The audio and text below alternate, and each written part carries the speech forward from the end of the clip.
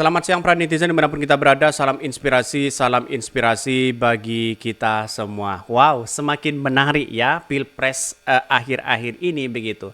Sebuah pernyataan yang mengejutkan sekali dari Pak JK mengatakan ya jangan lihat survei ya, optimisme terlihat di lapangan ya. Jadi artinya apa? Artinya masyarakat jangan terkecoh dengan adanya survei-survei yang beredar hari ini begitu kan? Karena belum tentu sesuai dengan apa yang ada di lapangan begitu kan. Ya kita lihat saja contohnya misalnya begitu kan ya. Kalau kita amati begitu kan dari pendukung-pendukung Anies Baswedan di bawah begitu kan. Bagaimana ini ya kekuatan yang sangat luar biasa di situ begitu. Artinya apa? Artinya masyarakat kalau kita bandingkan dengan lembaga-lembaga survei yang ada, Anies Baswedan sangat membludak di situ begitu kan ya. Sangat membludak di situ begitu kan. Ini sampai-sampai orang bisa berdesak-desakan di situ begitu. Artinya apa? Artinya selama ini yang dipertontonkan kepada publik itu adalah bukan soal lembaga-lembaga survei begitu kan ya.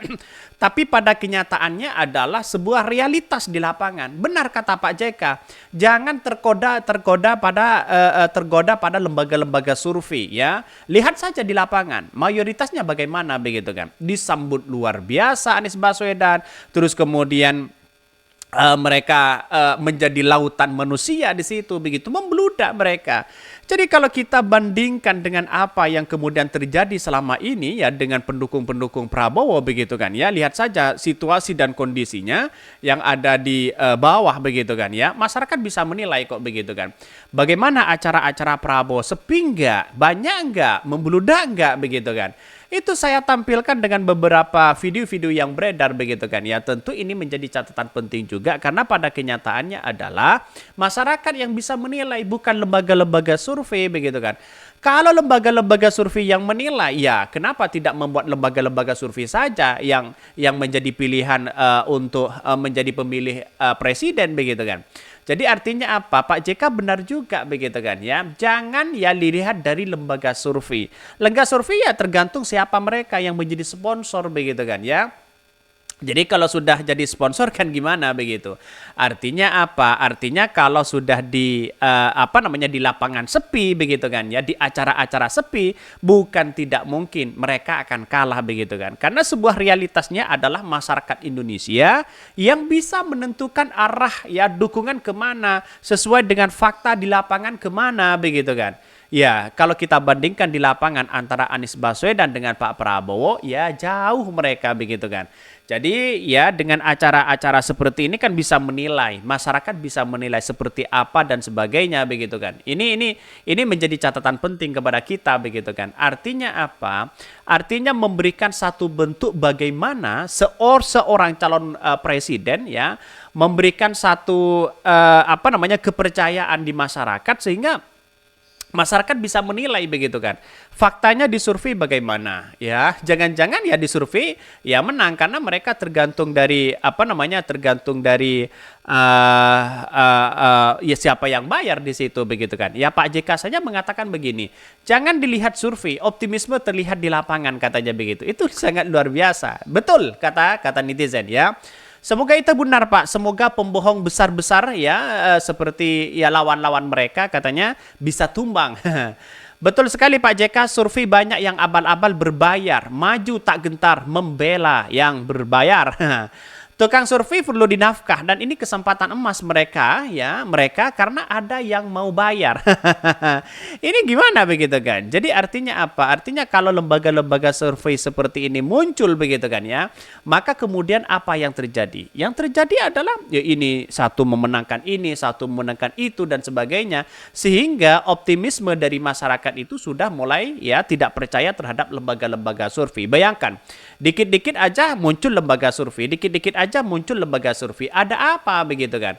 Padahal ya realitasnya begitu kalau kita amati betul begitu bagaimana di lapangan Anies Baswedan ya yang kemudian disambut luar biasa begitu kan ya, dan bahkan saya kira ini adalah perdebatan-perdebatan yang kemudian mereka agak gimana begitu kan ketika Anies Baswedan ya sudah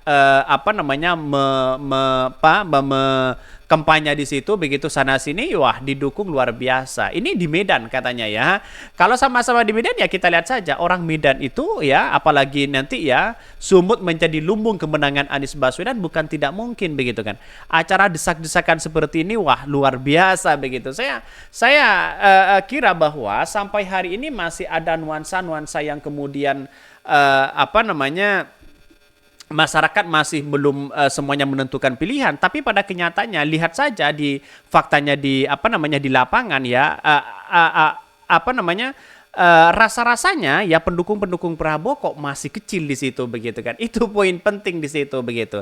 Sehingga masyarakat ya menjadi acuan bahwa wah, ini kalau hanya segelintir orang ini gimana ya? Jangan-jangan dia memainkan lembaga survei untuk memframing seseorang ya. Tapi pada kenyataannya lembaga survei hari ini sudah dibongkar kemana arah dukungan mereka, ya tergantung siapa yang bayar dan sebagainya begitu. Maka disinilah poin penting adalah bagaimana menjaga ya pribadi mereka begitu kan, menjaga ya bentuk bahwa ada tindakan-tindakan sesuatu yang kemudian hanya bisnis dan sebagainya. Saya kira ini perlu perlu dijaga betul begitu bangsa kita begitu, jangan sampai dicederai dengan hal-hal seperti itu.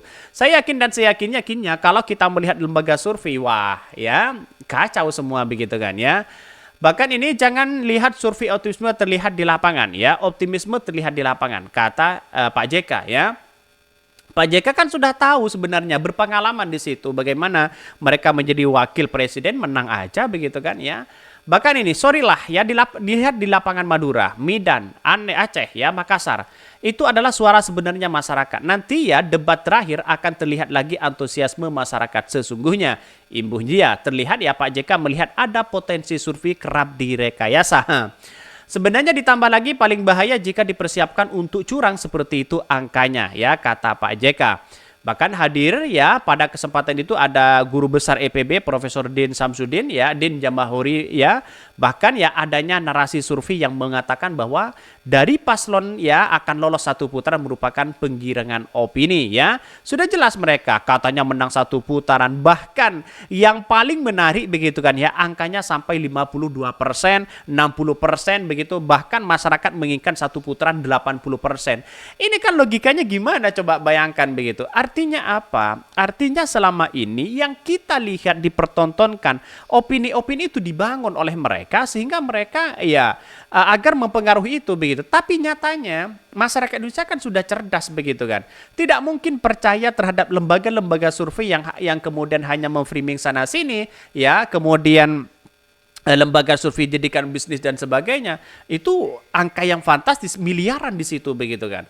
Padahal kalau kita amati masyarakat yang menentukan semua, bukan lembaga-lembaga survei. Itu ya kita tahu di situ begitu. Jadi sampai hari ini banyak muncul spekulasi begitu, kenapa ya lembaga-lembaga survei itu ya setiap pekan muncul ya karena mereka dibayar. Coba kalau tidak dibayar, apakah mungkin dia bisa bekerja? Tidak begitu kan ya. Karena pada kenyataannya adalah ngapain kita harus percaya terhadap lembaga-lembaga survei yang memainkan hanya data sana sini begitu kan. Tapi nampaknya masyarakat Indonesia kan sudah paham begitu kan. Artinya apa? Artinya bahwa apa yang terjadi selama ini bahwa ya yang menentukan itu adalah rakyat Indonesia, bukan lembaga survei. Itulah ya kecerdasan mereka. Maka dimanapun kita berada begitu, siapapun orangnya yang kemudian yang memberikan narasi-narasi bahwa ini menang, itu menang, lembaga survei menang dan sebagainya, biarkanlah mereka bernarasi apapun. Tapi yang menentukan ini semua adalah rakyat Indonesia. Mungkin itu yang kami sampaikan ya, tonton terus channel Ho dari Podcast Rakyat ini karena ada berita-berita menarik dan viral setiap harinya. Salam para netizen, salam inspirasi bagi kita semua. Jangan lupa di subscribe channel YouTube Ho dari Podcast Rakyat ini.